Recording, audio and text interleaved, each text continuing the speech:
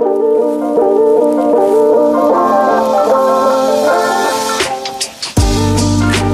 to the Threshold Podcast, where we sit down with prayer leaders from all over to share their unique perspectives on prayer. Our hope is to learn from their experiences and insights to deepen our prayer life and to create cultures of prayer that transform lives and communities. Whether you've been a prayer leader for decades or you're learning to pray for the very first time, this is the place for you. Thanks for joining us. Let's jump in.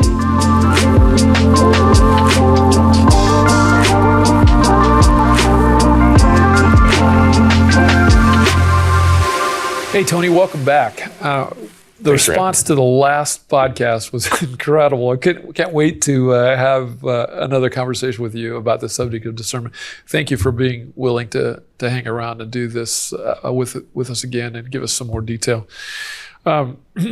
Last time we started talking about this whole idea of discernment, and I want to go deeper this time because I've got nothing but curiosity. So I want to ask you this question.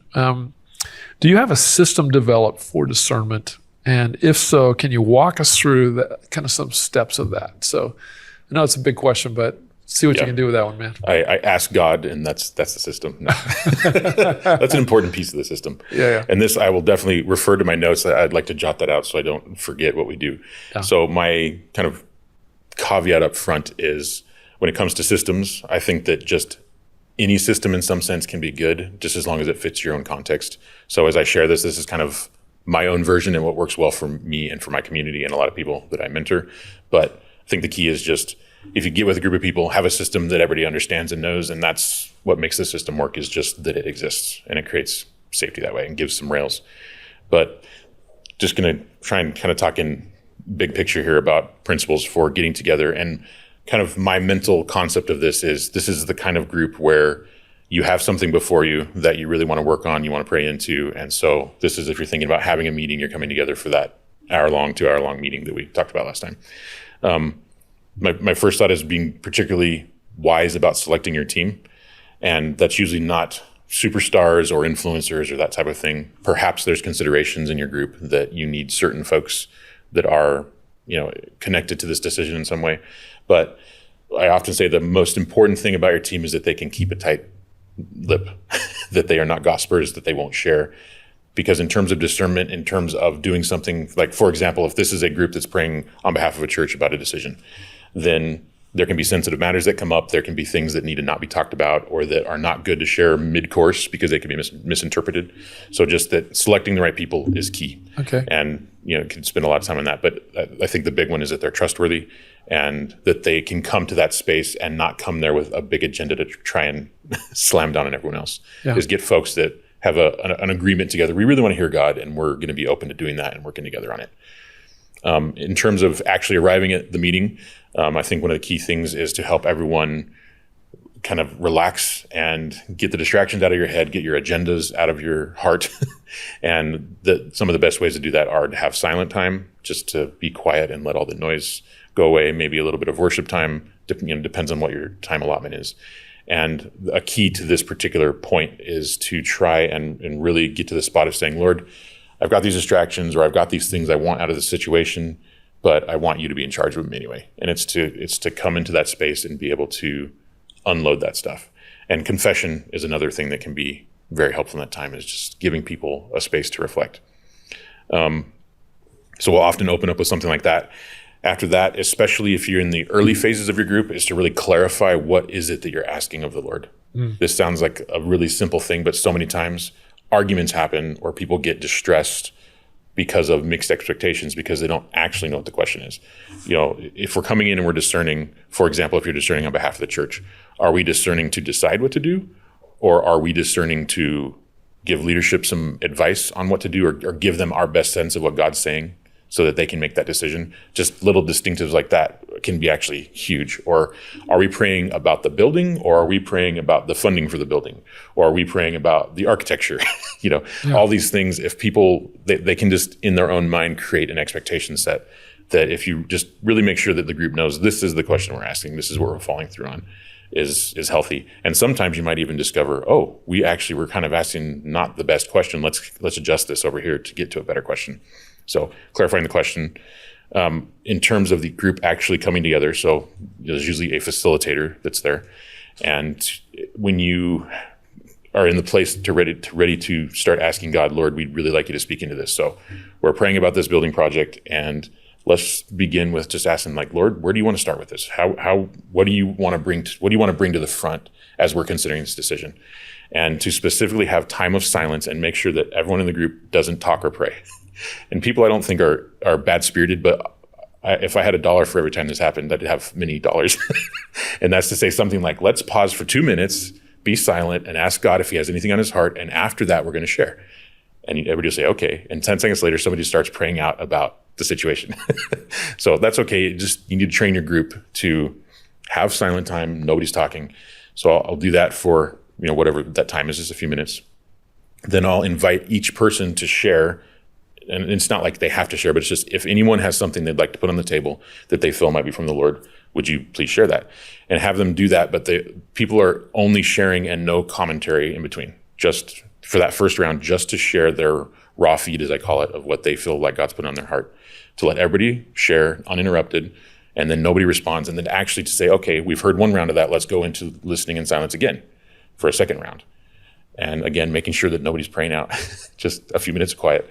Then do a second round of everybody sharing. And after that second round, then allow people to start dialoguing and talking about it.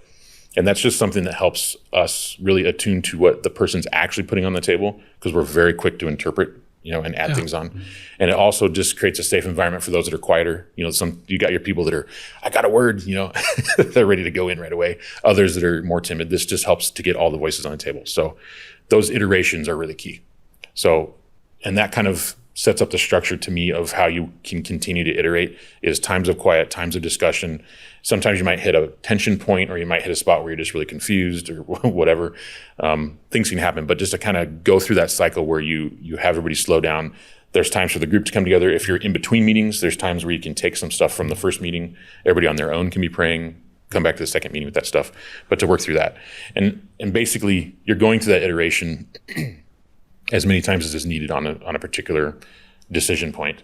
And when you're finally ready to move toward decision making, and a key here is to not move toward decision making in the beginning, but just sharing. And as people are thinking about it, to just be thinking about it. They can be improving on it, they can be giving new ideas, brainstorming, but you're not in decision making mode in all those early spots. Later in the process, when you're like, we think we're ready to start making the decision, which is weird language to some, because we're used to making it quick. You go into a meeting, you're there for 10 minutes, you make that decision, and you go on. But to really you're basically making sure everybody's had a chance to talk. Everybody feels content. We all did our best to hear from God. We did our best to bring our research in. We did our best to bring whatever needed to be brought to the table. Once everybody feels really satisfied that we did our job of bringing it all, then you move into decision making. And basically to work through that, there might be some more prayer and things happening as that's going on, but move to decision making. And as much as your time frame allows, sometimes you do have a deadline. You got to make that decision by that day. But if you don't have that, just don't rush it. And when you move to decision making, lean into it, make sure that you have a level of consensus that everybody feels that we've all done our best to contribute. And when you get to that final decision making, always give it at least one more time to sleep on it. And as you I heard you talking about before, feeling peaceful in discernment, or that's a key part, is when you make the decision to give one more chance for that let the peace of the Lord rest on the people.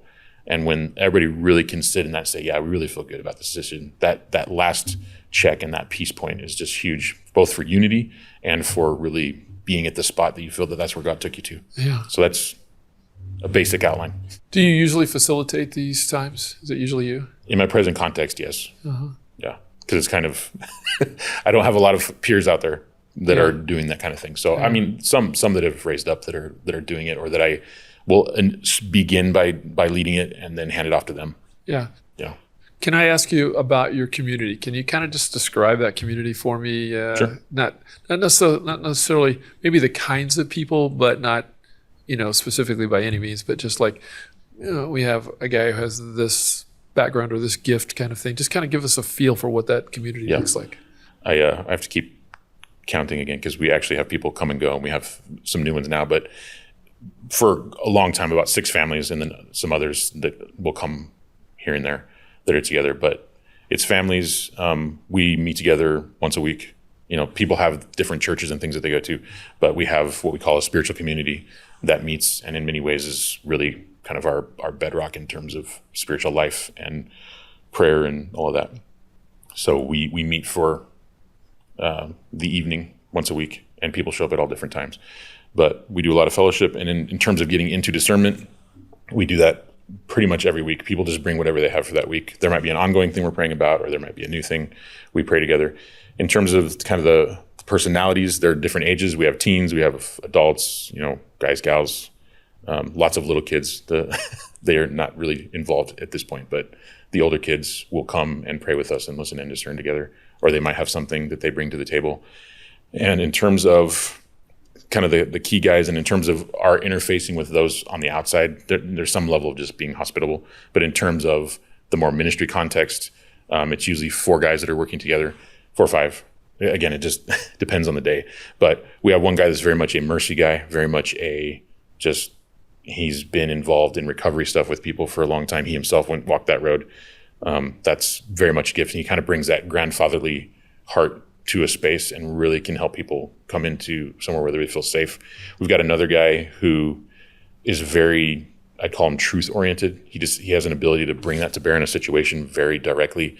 And I feel like if I said it how he says it, it would be so cutting that people wouldn't want to hear it. But he's got an ability to deliver it in a way that they can hear and that can bless them and help them grow. So that's one guy. We have another guy that's probably one of the stronger discerners, and he is a guy that is very often drawn to the heart matters of a situation. So we may have a time that 6 of us are praying or 10 of us are praying about something, and everyone else in the group has a clear sense of sort of the mechanics of the decision, like this is what we should do. And very often he'll bring in a heart piece that's important. It might be important for us as a group. It might be important for the decision, but he often brings that piece and helps to mind things that wouldn't have initially been thought about in the group. And then another guy who is, he's a worship guy, so that's helpful just to have somebody who can play guitar and do that. He's also very much a truth guy, and he brings the father heart. People often say I bring the brother heart in ministry, and he often brings the father heart. He's the age of my dad, and I don't know if that's quite hitting exactly what you're asking, but that's kind of sort of the demographic. And the ladies are all different colors of the rainbow as well. My wife is actually like you in discernment. We call them the feely discerners. I tend to have a specific thought for a specific thing, and she tends to feel the tone of in a broader way. But when we work together, then we maximize both strengths, which is huge. So do the women get involved in the discerning? Like if you had a big decision, the women, so you'd be open to and affirming of women discerning in whatever your decision is? Oh, yeah. That's good. Yeah, it's all in and out. Part of the reason for kind of our dynamics a little bit strange, but it began as a guys group, actually, as one of my friends was grieving a loss. And so it was guys' night for a long time. And then later on, the families all got involved. So, But we still, just like any gathering, the guys will sit out, the gals are doing their thing, or we're back and forth. Yeah. Or if one of them has something they want to pray into, they'll come out, or it's just kind of all over. So, as I listen to this, again, this is not for the faint of heart, what you're doing here. This is big time stuff. And so the next question I want to ask you is, it's got to be difficult in this area of discernment when people are not experienced with the skill. How do you navigate that when you're, I show up to you and I say, Tony, I got this issue. I don't know what to do with it. Can you help me discern it? How do you navigate that with somebody who doesn't do this very often? Walk us through that a little bit. Again, caveat that every situation is different, right? So you don't know.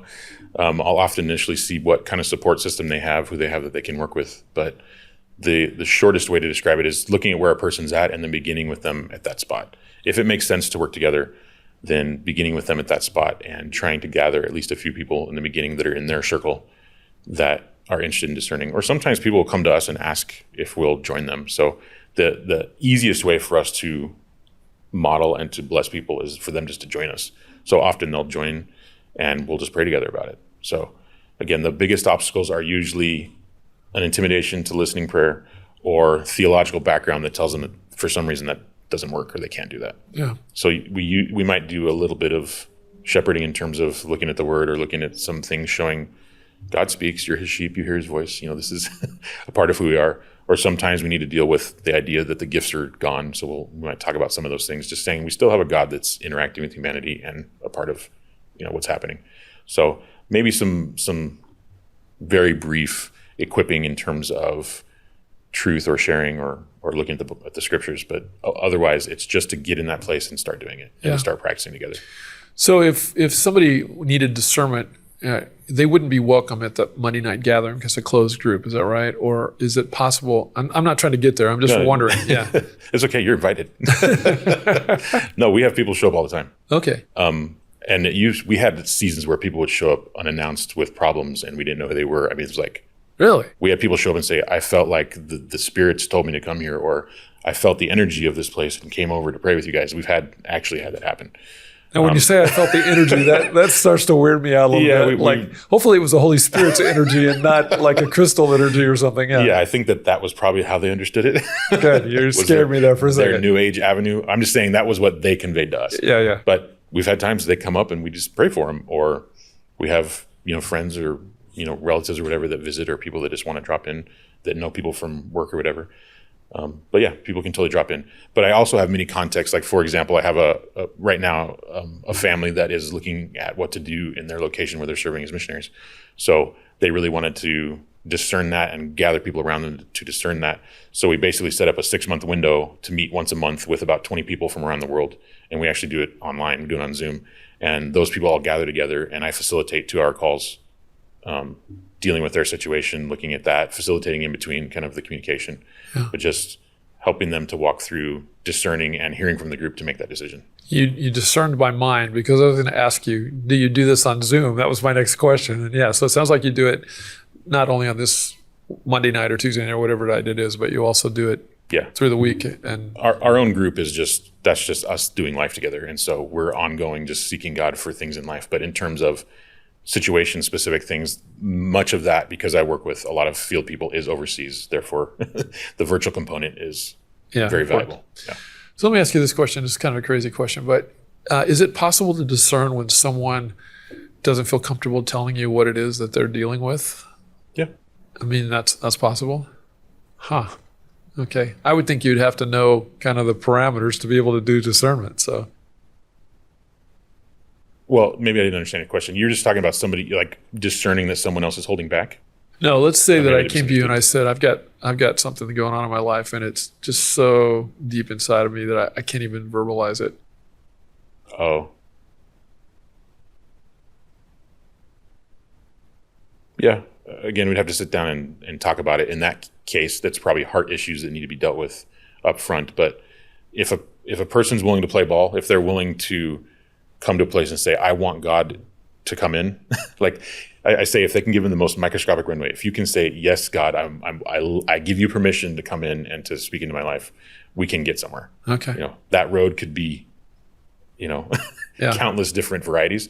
But yeah, even if people really don't have a clear grasp on what it is, because we'll have people coming saying, I feel terrible. I feel awful. I don't know why this is going on. Can you help? Yeah. Whether it's just for the person or if it's for a larger organization or community that feels unrest or is saying something's just wrong. I've had an org come to me that way saying something's just wrong in our midst and we don't know what it is. Our leadership's agreed something's wrong and so-and-so gave us your name.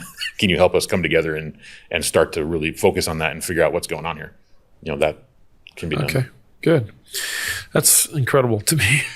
Take a moment, Tony, and talk about some moments when your outlook on prayer and faith and discernment shifted, some of these stories that I know there's some incredible things that have happened. We've talked about some of them. I'd love for our audience to hear some of the things that God has done out of discernment. So, yeah.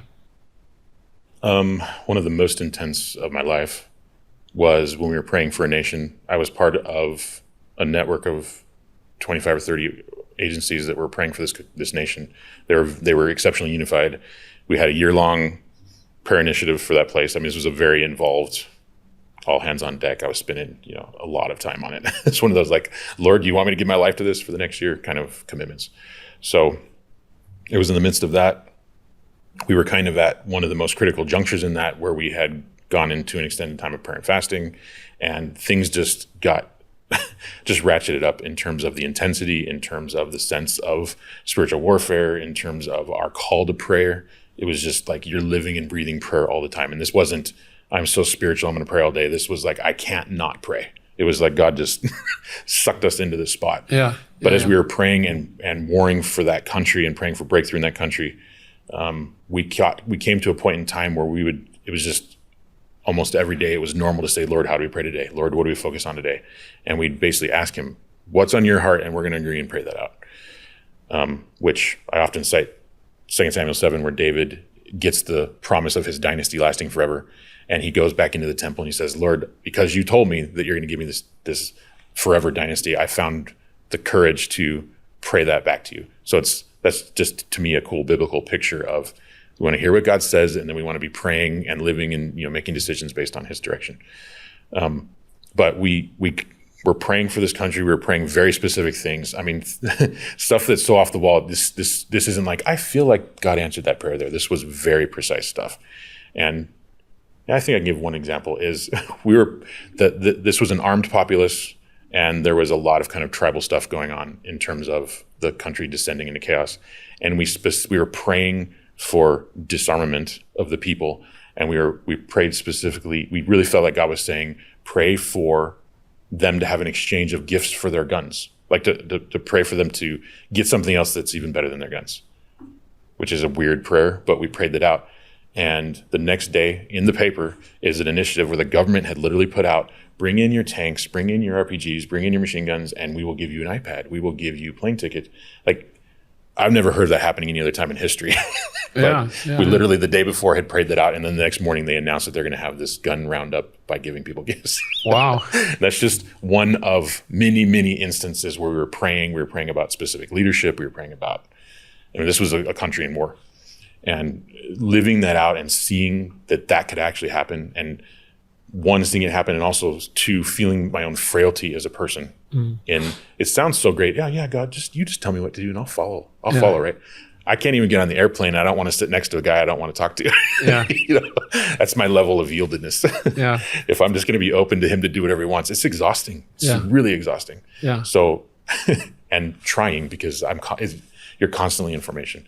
So I just think of that time, and we went all the way through it. We also at the end declared basically the end of something. I don't want to get too specific because it'll give details, but we got to the end and basically declared a transition. And a person in the group even very much felt that when that was going to happen, the day it was going to happen, which was 3 weeks out. And they were terrified because we try to stay away from dates and stuff because it just seems to create goofiness. But we just said, okay, whatever, we'll just put it in the Lord's hand. Lord, it's yours. But we kind of felt like we were done with that prayer time. And we just declared, in Jesus' name, let this transition happen. And like, we're finished. And that urgency to pray just dropped from all of us. It was like we were able to settle. And 3 weeks later, that transition happened. There was a government shift. And shortly after that was when we first started hearing reports of believers in a place that had very, very few believers, heard of the first church being formed. So just seeing that kind of breakthrough, it wasn't cosmic, wow, revival in the nation, but it was progress. It was things happening and a lot more opportunity for people to come to faith. Wow. So wow, that was kind of a big one. That was like a whole year of life committed to it. And then that 40 days that we were all really focused was intense. And that movement is continuing? Yep. Cool. I mean, the story's not over, but the light shining and access and some positive shifts definitely happened. Cool. Wow. Let's see. Why does discernment matter, and how does it impact the life of someone who's tuning into this podcast? So, somebody's going, I don't know. It sounds like, talk to them. I really just put it in the same category as prayer. It's like saying, why does prayer matter? To me, discernment is a descriptive word for the relationship with the Lord. It's basically, many people think of prayer as the, creature to creator dialogue, although, we know that prayer is richer than that it's a conversation. But discernment is a word to describe in that conversation, us really tuning in and hearing clearly what God is saying, anything that he's saying to us. And that's what discernment is. So when I think of that and think, why is that important to our life, or why does that matter right now? To me, it's like, that is life. That's to pray, to follow God, to continually grow, to continually put ourselves on the operating table and let him, keep upgrading us. That these things are all a part of what that discernment thing does. That when we really bring him into our decision making, when we really bring him into how we move forward in life. It forces a lot of the things that discipleship does that we often are in church just scratching our head or upset because why won't so-and-so get on board, or how do I wake these people up to care? But when we're looking to discern and when we're bringing that into life, we build that intimacy with God. We see real results that happen. We have real direction, and that's exciting. That's thrilling. I mean, when a group comes together and feels like God told them what to do, that's actually amazing. Yeah. I can remember the days that was completely foreign. Yeah. So for that to be there is just, it's huge. And it just grows and develops people, and overall discipleship is basically supercharged when when we're living that out in our life the way that I think the Bible clearly just lays out that's normal. Yeah, when there's clarity, this is what we're supposed to do. It makes discipleship a whole different level. And sometimes the clarity is, you guys make the call. I think sometimes people will also think we have to have specific marching orders, but it's more just that we came to him. Yeah. So if he has something to say. Yeah. So, Tony, I told you this while we were in the break here, and I want to tell you the story. And then you were going to share a story about someone that was looking for a job, and you said it was a real breakthrough there. I want to hear that story, but I want to share my, this deep discernment kind of a thing, and then we can go into some of the things that you're doing. So when I graduated from Bible college, I had several opportunities, 2 or 3 places that I could serve. And they were all great. They were all different. And they were good for different reasons. One was in California. My wife's from California. That made sense, for her to be around her family. One was in Oklahoma. I mean, there were just 2 or 3 different things. And so I did my best at discernment. You're gonna laugh when I tell you this, but I took a piece of paper and I wrote down all the positives and all the negatives. And and when I got finished, I was in the same place I was when I started. They were all good opportunities, and there were good things about each one, but one of them wasn't way better than the others. And so I was stuck. I mean, I couldn't sleep, thinking about it all the time, trying to decide what to do. And when my wife and I got married, one of the things we decided to do on our honeymoon was try to memorize the book of James, or some of the book of James. And in the early part of the book of James, it says, wisdom from above is first pure and peaceable. And you referenced that a minute ago in our talk here. And it just hit me like a ton of rocks. Look for the peace, because wherever God is where the peace is. And so when I went back to those options again and said, okay, which gives me the most peace? And I selected the one that gave me the most peace. And I've been doing that now my whole life. Whenever I'm trying to make a decision, I don't necessarily look at the positives and negatives, although I do some. I really look for God's peace. And that's kind of my fledgling attempt at discernment. But you were going to tell us a story about somebody that you're working with who was trying to do a job. Tell us that story if you would. And just to affirm, that's great. And that's one of the key discernment skills. Again, what we've done is just try and find as many of them as we can, and bring them all to bear and do it in community. But yeah that's a key thing we use. Just a story of one of the guys in our community kind of captures multiple angles of this. And he worked for a local company, and he was kind of, I don't know exactly where, but low-end management in this company. And he was offered a promotion to kind of be kind of your general manager, level manager. And we came together, we prayed about it, and it was a resounding no. This was going to be a raise. This was going to be living in a better spot, all this other stuff. His wife was very enthusiastic for him to make more money. And it was just no. And he didn't like that.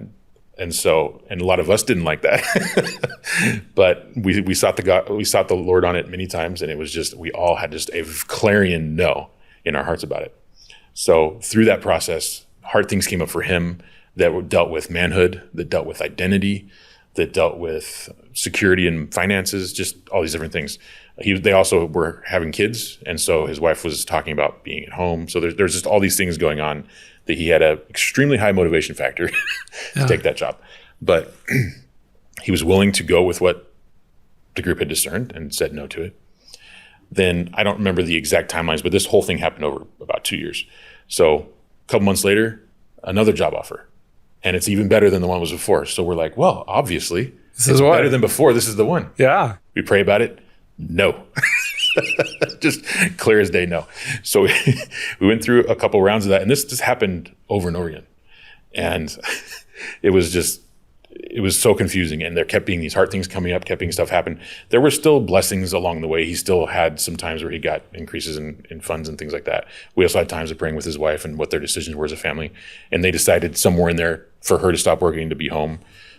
So again, they're trying to obey God each step of the way, but it was a long obedience and sometimes scary obedience.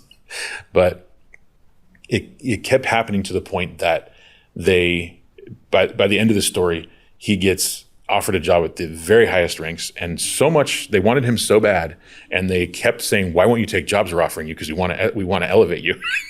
That they actually told him, "Right here, write down your job description, and we want you to be in this role, working with our people, and to take this job." So, and when it came to that point, we were laughing because we'd had this no all the time, and it was just like it switched on that particular opportunity. It was like, yes, this is it, and the benefit that came to him, the synergy with who he is as a person and how he can work in the company versus some of the other roles, his mobility because of not taking those other jobs. You add this all up, and if you take the long view, God definitely preserved the amazing opportunity for him, but he had to walk that out, and he had to discern it one step at a time, and there was a lot of hard work along the way.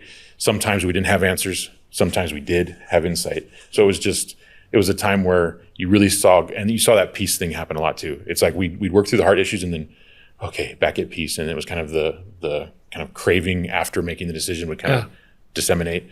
And then it reared its head later, as the next opportunity came along. Yeah. But that's just an interesting picture. And I don't want to paint the idea that it's always, quote, better when you discern and go God's way. But peace is there. The situation may be terrible. Or sometimes God gives peace to a person to go and share the gospel where they might be killed.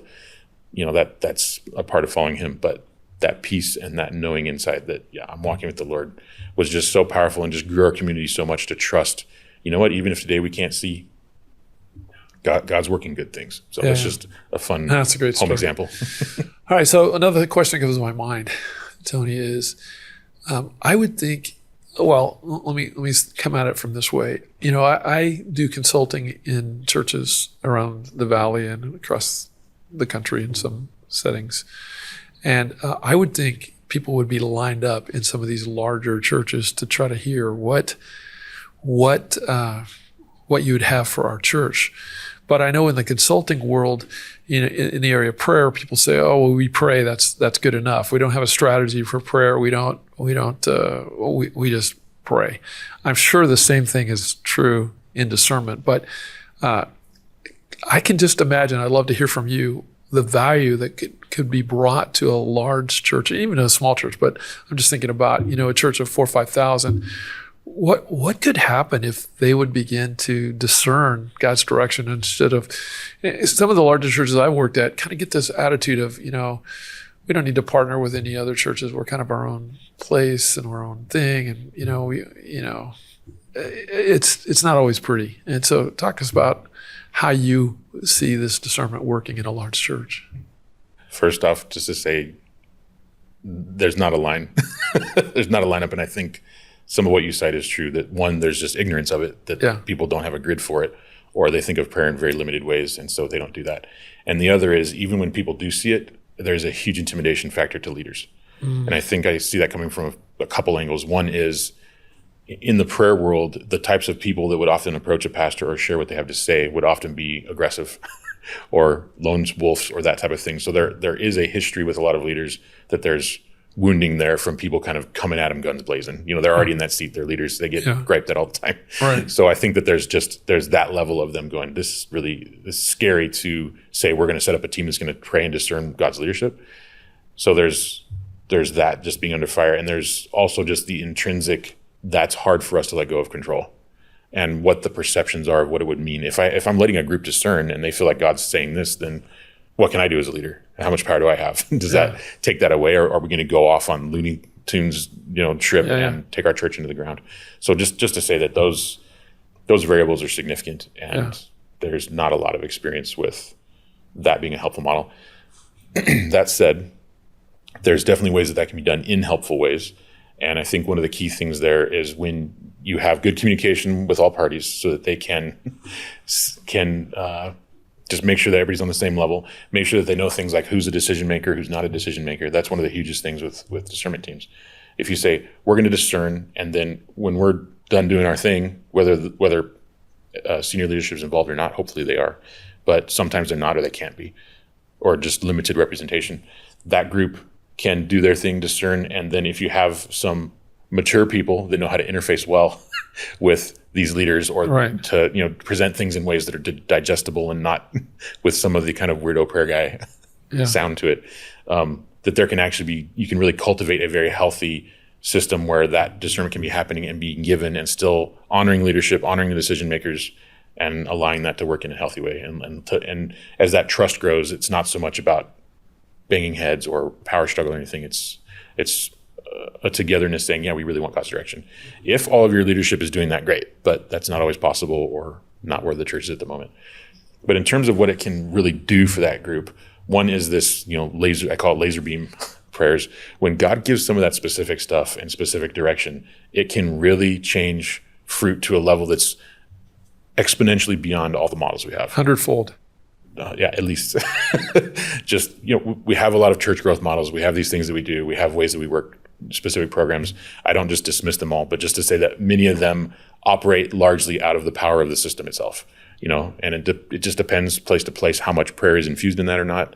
More than what the program is, it's just how much prayer is going that. Just prayer that's simple intercession, praying for things to happen, and that much more if it's discerning, what do we do? If we want to do a homeless ministry, let's really hear from God. What does he want to do? Yeah. How does he want to open that up? Yeah. In fact, we just consulted with a church a couple weeks ago that wants to do recovery stuff, and as they're really listening to the Lord, the whole having prayer people alongside of their counselors and recovery people, they're saying, we really feel like that's on God's heart to do that, but we don't know how to do that. And so I don't know how they find us, but somehow somebody gave a name and we're able to go over there and talk and share and encourage them how to do that.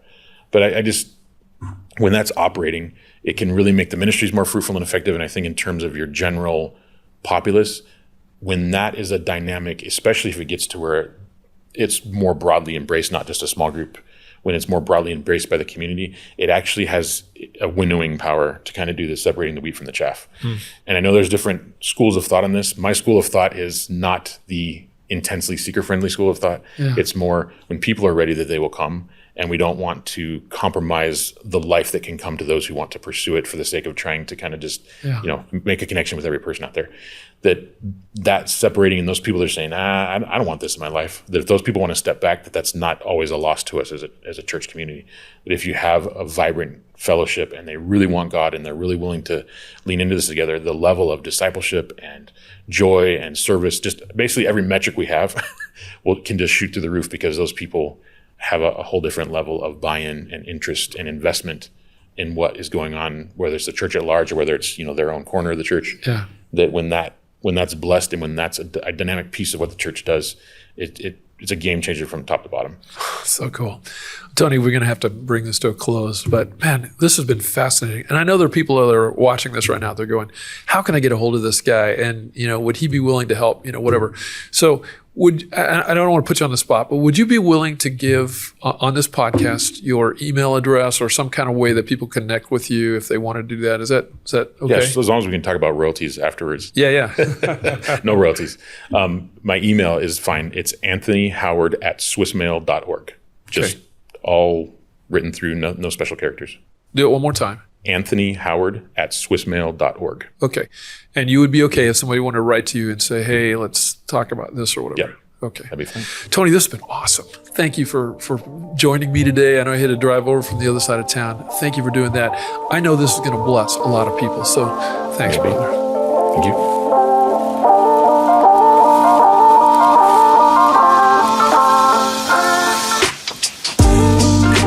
Thanks for tuning in. We hope this episode has inspired and equipped you to take your prayer life to the next level. Don't forget to like the video, subscribe to the channel, and check out our website at thresholdprayer.com for more resources and information. Threshold Prayer Ministries is a nonprofit ministry that aspires to assist churches, organizations, and businesses to become people devoted to prayer. We do this by offering strategic methods, resources, and encouragement developed by prayer leaders for prayer leaders. All that we do is made possible by our generous supporters like you. So thank you for your support in donations and in prayer. Together, we can transform lives and communities through the power of prayer. In Jesus' name.